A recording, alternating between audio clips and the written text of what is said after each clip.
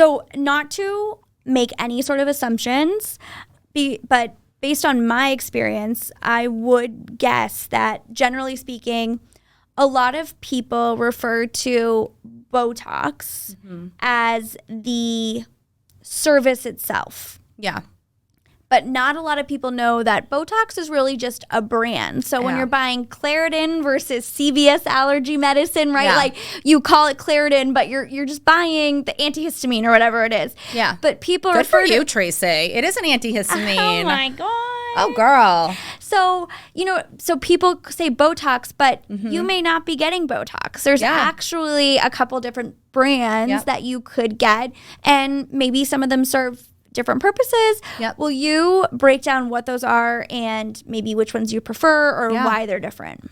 Totally. So I think that a significant number of people, when they first come to me, everything is called Botox, whether it's actually Botox or a different brand of Botox, or we're talking about filler.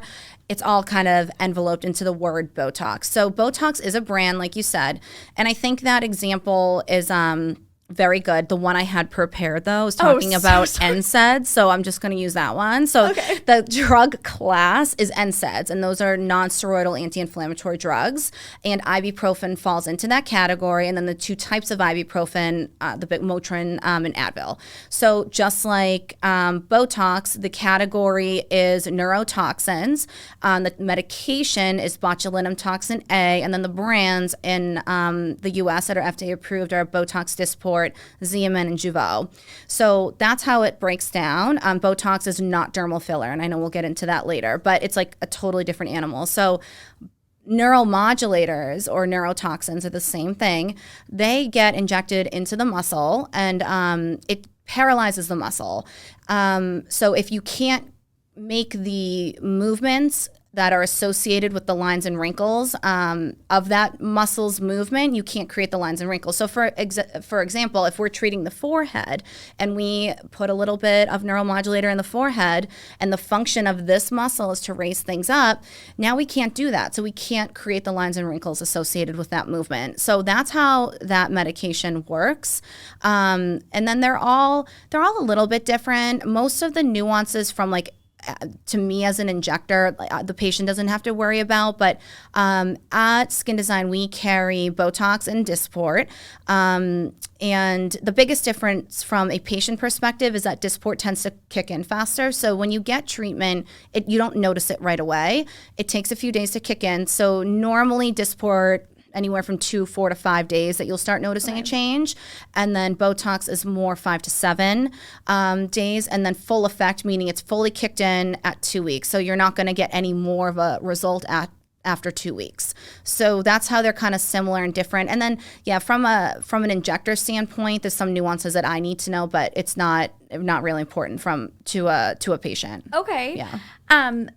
The only reason I wanted to kind of talk about this is, again, the education piece. I know anyone coming to you, their first time, you're going to lay it out for them and let them kind of choose. That's what we did. Yeah. But no shame, no nothing. I don't know. But maybe some people walk in and say, I want Botox, and they get Botox, not knowing that potentially Dysport's an option. From day one, you've always used Dysport with me. Yes. So I would never go any other way now. I'm a Dysport girl for life.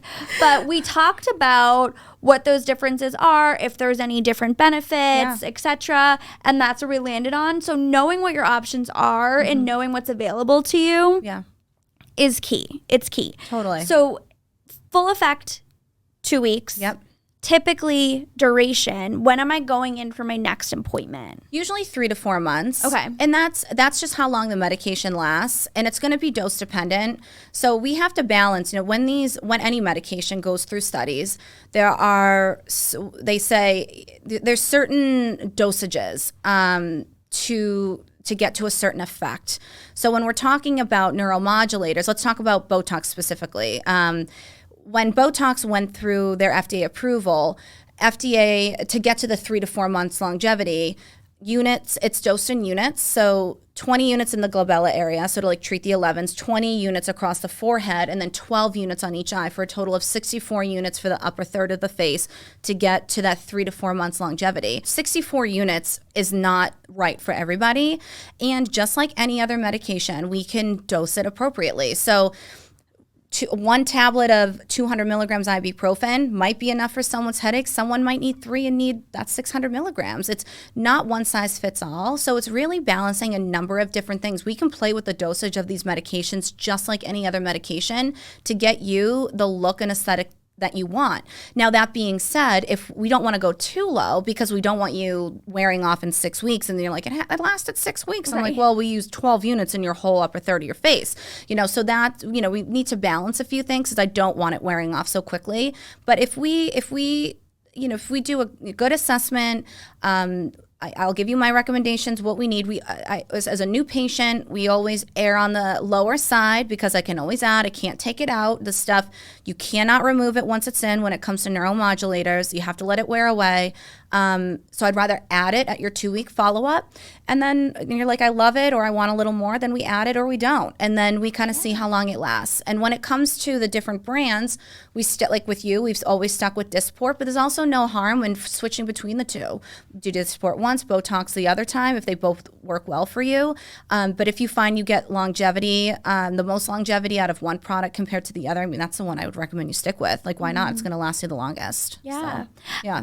It's also really good to know that you can customize it like that because I think that even the question, how much movement do you want, people that may have not been familiar with this assume that your face is going to be frozen, you're not going to be able to move it, you're going to look all types of crazy, and you don't have if that's the look you're going for, then go for it, girl. But if it's not, it doesn't have to be that way. Yeah. Which is really nice to know. Totally. And it comes down to not only to the dosage, but where we put it.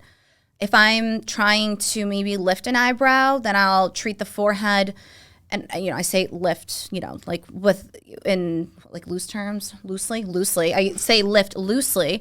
But if we're trying to augment certain areas, then I'm going to inject it in the forehead or between the brows or around the eyes, like the crow's feet, differently, depending on the look that we're going for. So there's a lot of individuality that we put into this treatment. It is not a one size fits all, from dosing to the actual injection points and so much more too. So, and time after time too, even the side of your face, like no one's face is symmetrical. You're right. You and I had this conversation many times, but it's even different for maybe your left versus your right. So you can really break it down. Yeah. Into like the most granular level possible for what you're looking for. So it's good to know. Yeah, people that haven't been familiar with this. Yeah. On average, this might be a twofold question. I was going to say, when do people start? But I think I'd like to know. I'm prepared. Okay, but I think I want to know when you recommend versus what you've seen, and if there's a difference, and if they're the same, that's okay. But I think that some people do start too late, and the reason for that is not because I'm trying to push this onto people, because again, this is a personal decision. This is your decision. This is your face. This is your aesthetic. If you never want to do this stuff, good for you. If you do, good for you. There's no judgment either way. Well, certainly on my part, but I recommend, it's not an age, it's more when you start to see those lines at rest, because these medications, these neuromodulators, Botox and Dysport, they're made to treat dynamic lines. So the lines that you see when you do express, when you raise your eyebrows really high, or when you furrow, or when you smile really big, that's dynamic lines. So I'm moving the muscle, I'm expressing, I'm creating lines. So the medications treat those lines, but you can get an improvement in static lines, and those are the lines at rest, and those are the ones that people really start to notice, where I'm not moving my eyebrows, I'm not smiling big, why is this line etched into my skin? So I think a good rule, I guess, is when you start noticing that those lines are hanging around even when you're not expressing, that's a good time to start considering getting treatment, because it's a lot harder to go backwards. So once those lines are now etched into the skin, now it's not only a movement and muscle problem, it's a skin problem.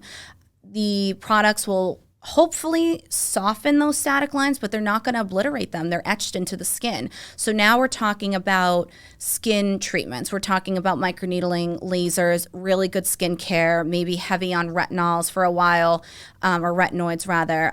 So there's a lot more to do to go backwards once those lines are there. And that's where we kind of start talking about prevention, which I think is a big conversation right now when it comes to these types of treatments. Yeah, that you're hearing. I think that's mostly what we're doing for you, more. honestly. Well, that's very kind of you. You have very minimal lines. Very but minimal. it kind of what you were saying earlier. It's one of those things where it's the same way when I need a haircut, when I want to get my nails done. You notice it, and then you cannot get it out of your head. Yeah. So when I feel I need a trim, I need to go to the hair salon that week. When I need to get my nails done, I go that day. It's like it's this thing where once you see it, you can't unsee it. Yeah. And it may be something that no one else sees. It might just be you, but if it's something that makes people feel better, why not try it? And so there may be things that I think are worse than you actually do or that anyone else does, but that's really not the point, right? It's about making yourself feel good, and I think that's why most people go and try it out. But I love you for saying that, but that's again a whole other show. That is, I know.